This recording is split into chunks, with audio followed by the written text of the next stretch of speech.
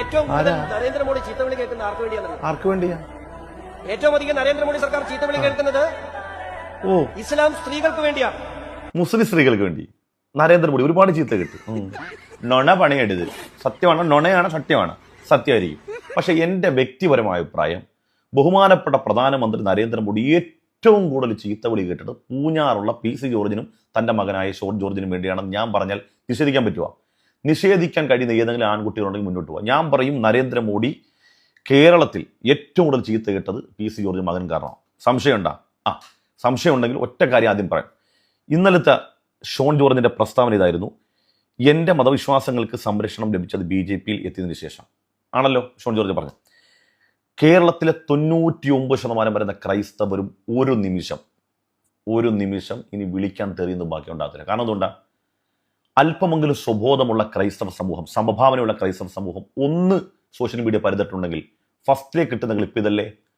സംരക്ഷിക്കപ്പെടുന്നതിന്റെ ഒരു പൂർണ്ണ രൂപം. കേട്ടോ ശശികല ടീച്ചർ, കേരളത്തിൽ സർക്കാർ എയ്ഡ് കൊണ്ട് പ്രവർത്തിക്കുന്ന ക്രൈസ്തവ സഭയുടെ കോളേജുകളും ഹൈസ്കൂളുകളും LP സ്കൂളുകളും തൊട്ടുണ്ട്.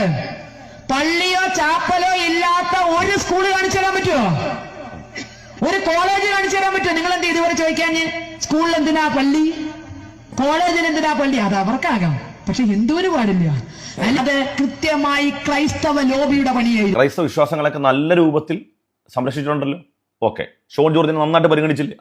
ഇത് കേൾക്കുന്ന ക്രൈസ്തവരെ സംബന്ധിച്ചിടത്തോളം ഉള്ളുകൊണ്ട് നീയൊക്കെ കാരണം പാവപ്പെട്ട പ്രധാനമന്ത്രി ഇഷ്ടം പോലെ തെറി കിട്ടുകയാണ്.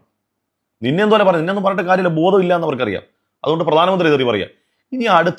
ഇനി അടുത്ത രസം, ക്രിസ്തീയ വിശ്വാസങ്ങളെ ഇങ്ങനെ സംരക്ഷിക്കണമെന്ന് നന്നായിട്ട് പഠിപ്പിച്ചു തരുന്നത് RSSന്റെ താത്വികാചാര്യനായ ഗോപാലകൃഷ്ണ സാറിൻ്റെ സരളസുന്ദരമായ പ്രസംഗം.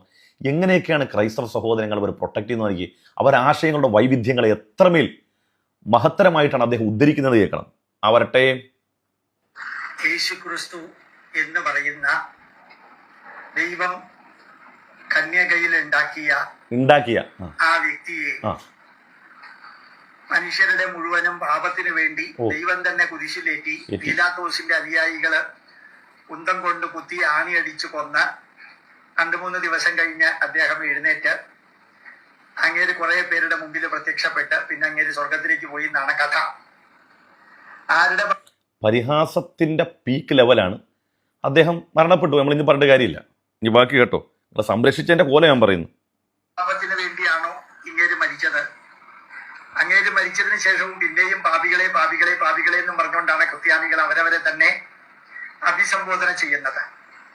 പിന്നെ മനുഷ്യരെ മൊത്തത്തിൽ പറ്റിക്കാനായിട്ട് ചതിയും വഞ്ചനയും പറ്റിക്കലും കുരിശ് കച്ചവടവും ബൈബിള് കച്ചവടവും യേശു കച്ചവടവും യഹോവ കച്ചവടവും. എനിക്ക് സത്യം പറഞ്ഞാൽ നിങ്ങൾക്ക് വിഷമോ, എന്നെ കേട്ടുകൊണ്ടിരിക്കുന്ന ക്രൈസ്തവ സഹോദരങ്ങൾക്ക് വിഷമമാകുന്ന വിചാരിച്ചിട്ട് ചിരിക്കാതിരിക്കണമെന്ന് ആഗ്രഹമുണ്ട്. പക്ഷെ എന്ത് ചെയ്യാനാ ഈ മാതിരി തമാശയൊക്കെ കേട്ടാൽ? ആലോചിക്കേ, ഞാനൊക്കെ 2 കൊല്ലമായിട്ടുള്ളൂ ഈ സോഷ്യൽ മീഡിയ ഇത്രയും ആക്റ്റീവായിട്ട് സംസാരിക്കുന്നു. ഇന്ന് വരെ ഏതെങ്കിലും ഒരു ക്രൈസ്തവ വിശ്വാസങ്ങളെ ആശയപരമായി നേരിടും. അത് ഇന്നും നേരിട്ടിട്ടുണ്ട്, ഇന്നലെയും നേരിട്ടുണ്ട്, നാളെയും നേരിടും, ആശയപരമായിട്ടാണ്. പക്ഷേ ഇമാതിരി ഒരു അവഹേളനം ഏതെങ്കിലും ഒരു പ്രസംഗത്തിൽ, ഏതെങ്കിലും ഒരു വീഡിയോയിൽ കാണിച്ചു തരാൻ പറ്റുമോ? ഏതെങ്കിലും മുസ്ലിം പണ്ഡിതന്മാർ? ഞങ്ങൾക്ക് നൂറുകണക്കിന് കാര്യങ്ങൾ വേറെയുണ്ട്. ഞങ്ങൾക്ക് ക്രിസ്ത്യാനികളുടെ യഹോവ പറ്റിക്കലോ അല്ലെങ്കിൽ യേശുക്രിസ്തു പറ്റിക്കലോ അങ്ങനത്തെ പ്രയോഗങ്ങൾ നടത്തലോ അങ്ങനെ ആക്ഷേപിക്കലല്ല ഞങ്ങളുടെ പണി.